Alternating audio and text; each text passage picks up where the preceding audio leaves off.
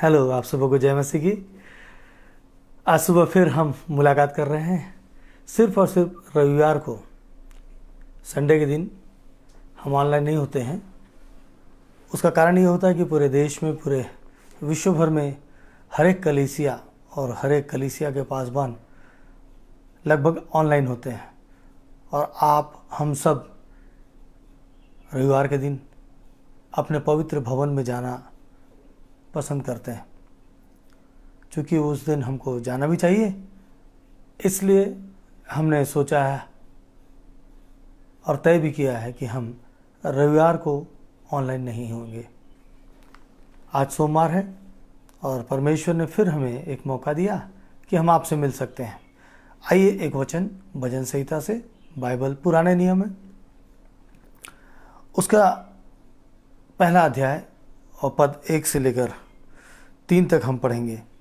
इसमें सफलता के ऊपर से लिखा हुआ है। ध्यान दीजिएगा, मैं क्या पढ़ता हूँ। क्या ही धन्य है वह पुरुष जो दुष्टों की युक्ति पर नहीं चलता और न पापियों के मार्ग में खड़ा होता और न ठट्ठा करने वालों की मंडली में बैठता है। क्या ही धन्य है वह पुरुष जो ये काम नहीं करता। क्या काम नहीं करता?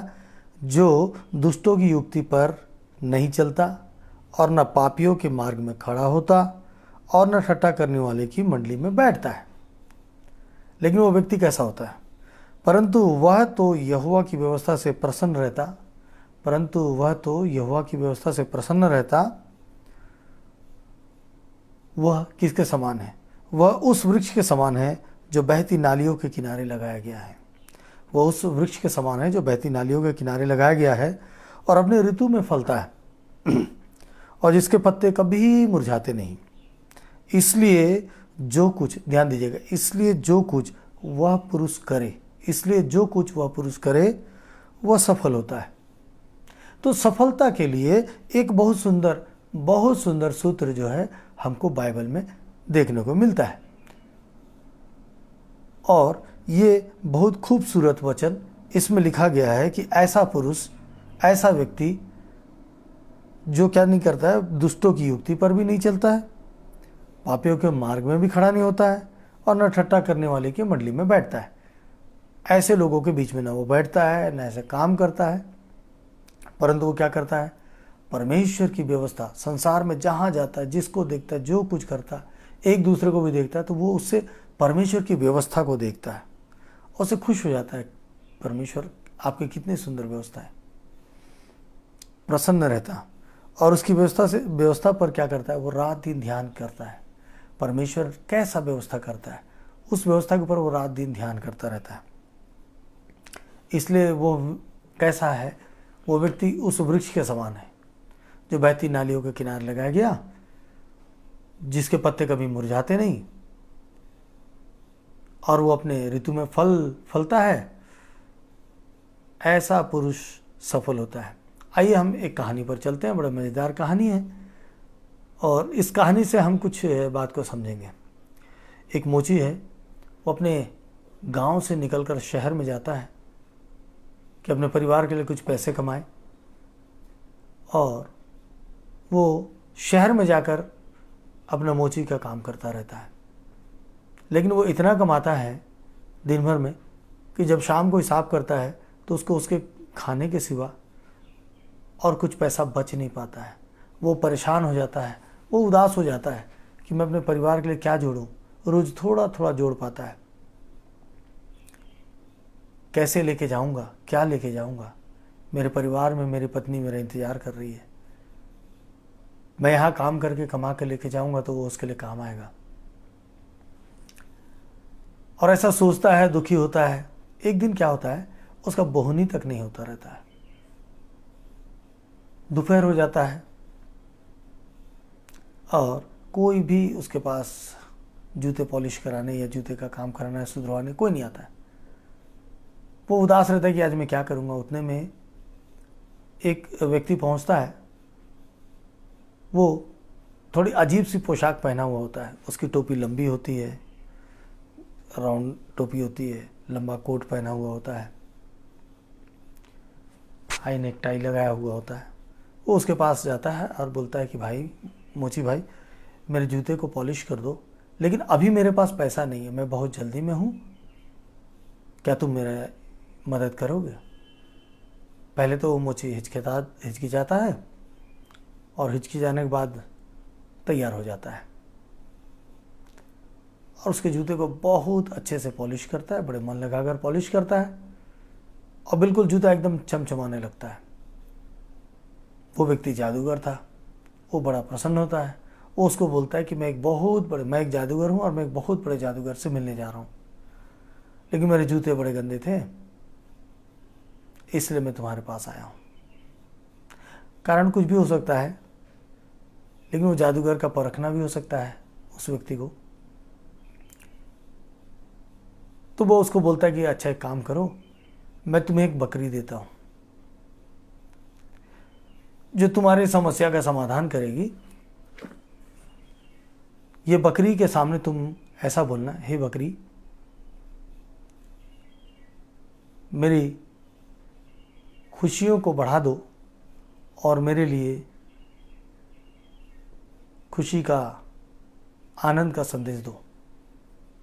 तो वो बकरी क्या करेगी, अपने आप को हिलाएगी और सोने का सिक्का गिरने लगेगा। जैसे वो जाता है, जादूगर ये तुरंत उस बकरी से बोलता है कि आजमाना चाहिए। बकरी से बोलता है वैसे ही बात, और जब वैसे ही बोलता है तो सोने के सिक्के गिरने लगते हैं।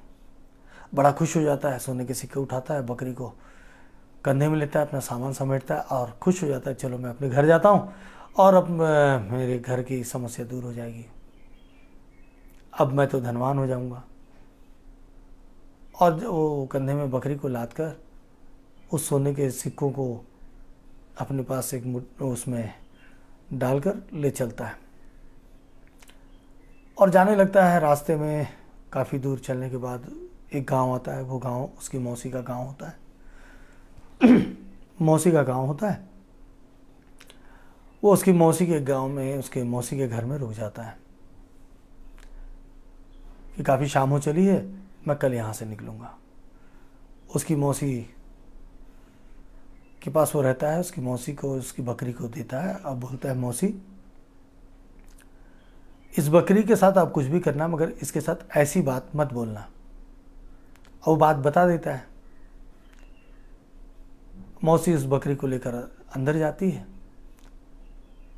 और मौसी सोचती कि ऐसी बात क्यों बोला था ये।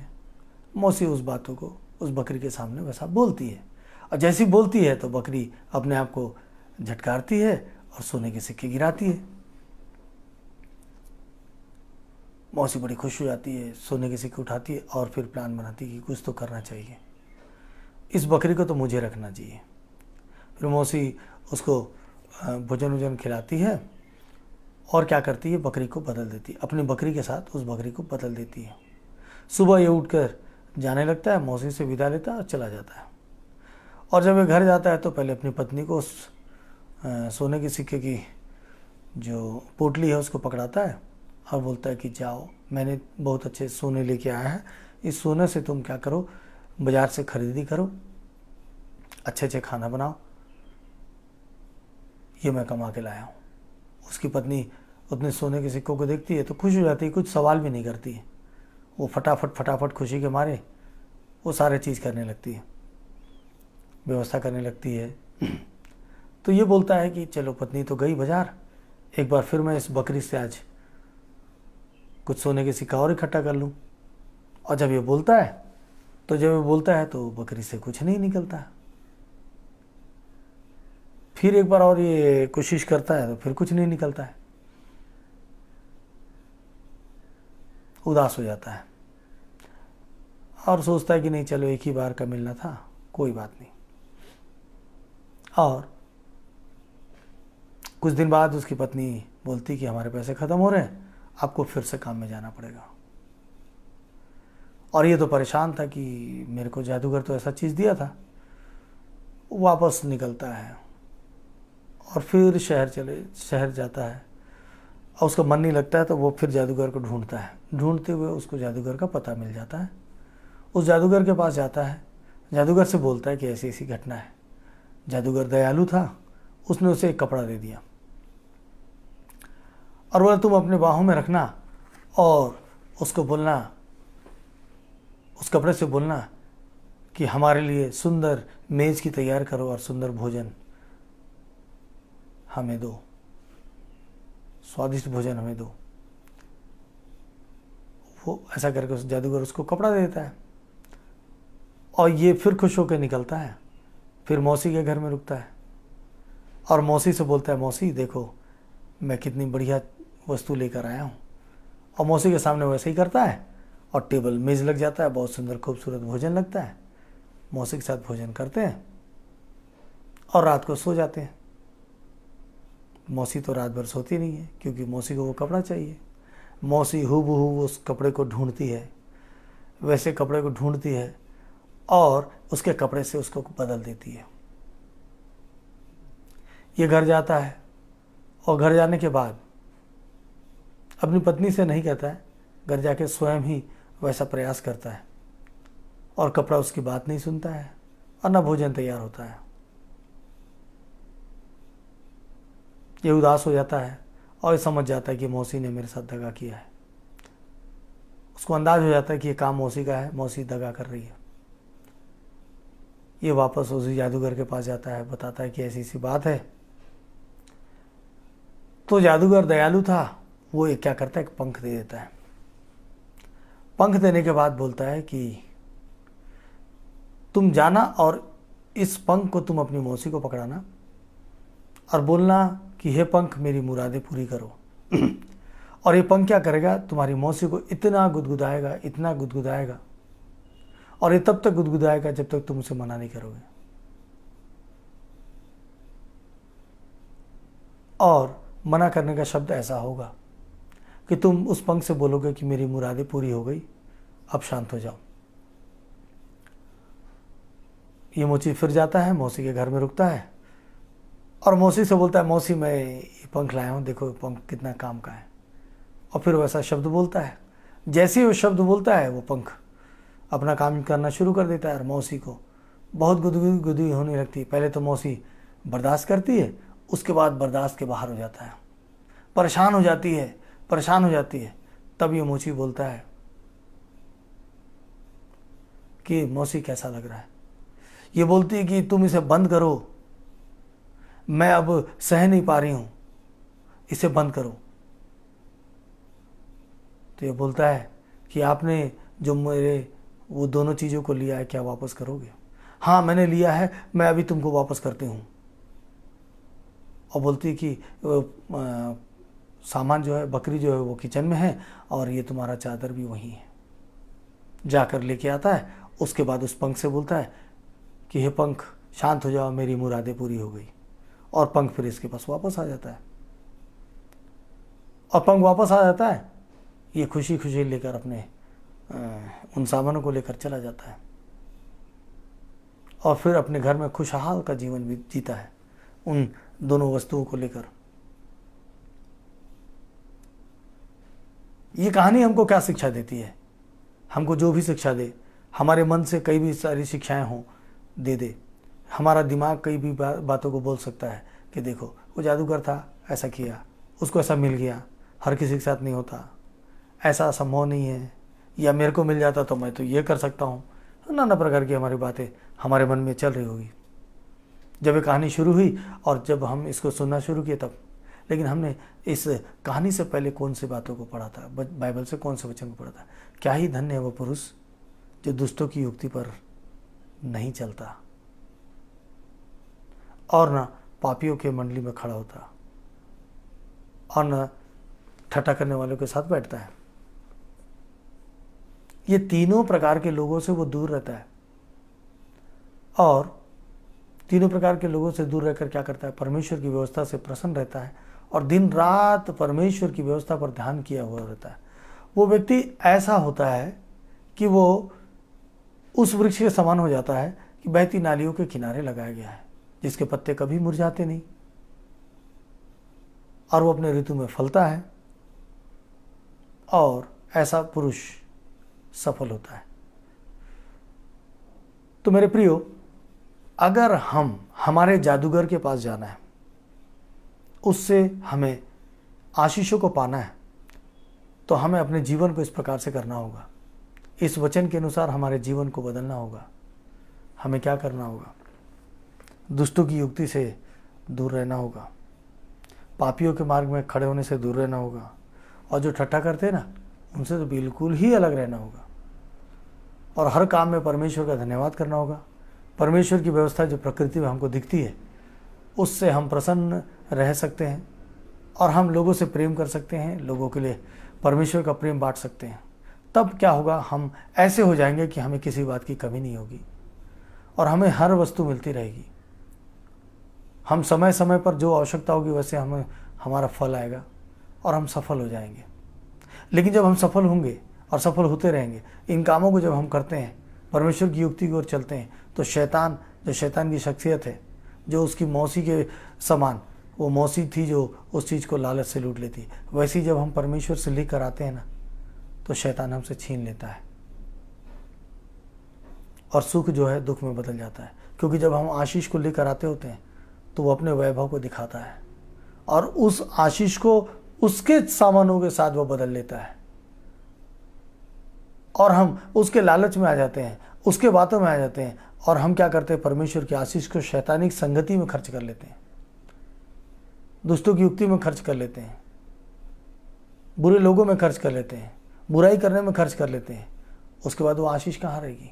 उसके बाद वहीं वो समाप्त हो जाती है। हम जब घर लेके आते हैं उस आशीष को, तो वो काम नहीं करता है, काम ही नहीं करता है। कैसे काम करेगा?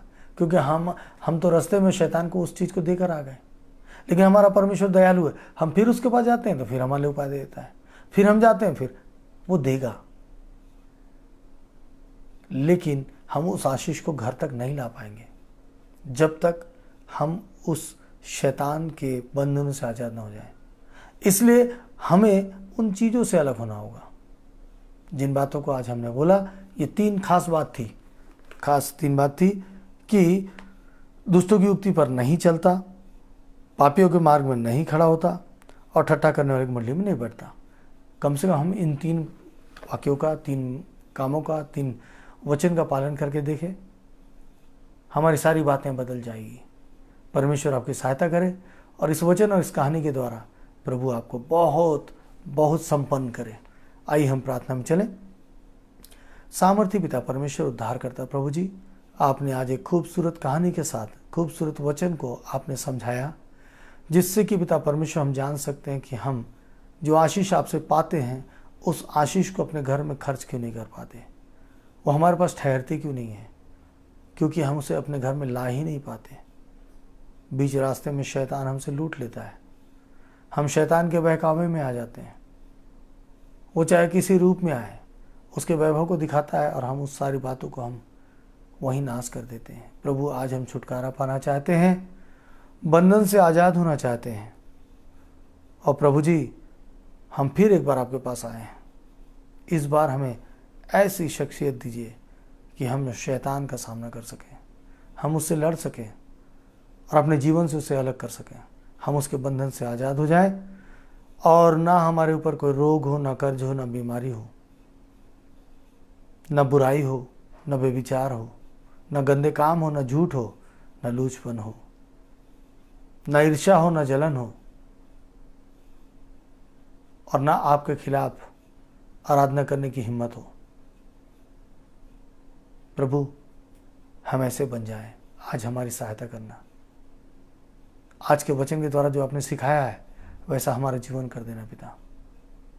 धन्यवाद मेरे प्रभु, आपने प्रार्थना को सुना है। आपके पवित्र मीठे नाम से मांगता हूँ, आमीन।